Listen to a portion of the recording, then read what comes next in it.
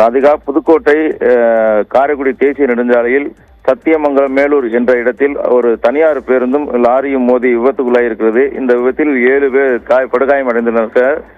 அதாவது சென்னையிலிருந்து ராமேஸ்வரம் நோக்கி தனியார் பேருந்து 41 பயணிகளோடு ஏற்றி கொண்டு சென்று கொண்டிருந்த போது புதுக்கோட்டை அருகே உள்ள சத்தியமங்கலம் மேலூர் என்ற இடத்துல லாரி மணல் ஏற்றி கொண்டு லாரி சென்று கொண்டு போகும்போது எதிர்பாராத மோதி விபத்து ஏற்பட்டிருக்கிறது.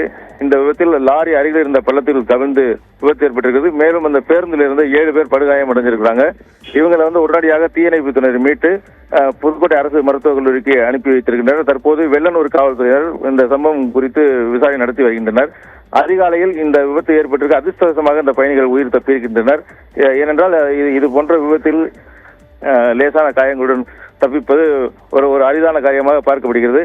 இருந்தாலும் இந்த சாலையில் போதிய விழிப்புணர்வை தொடர்ந்து அரசு ஏற்படுத்த வேண்டும் என்று அந்த பகுதி மக்கள் கோரிக்கை விடுத்திருக்கிறாங்க.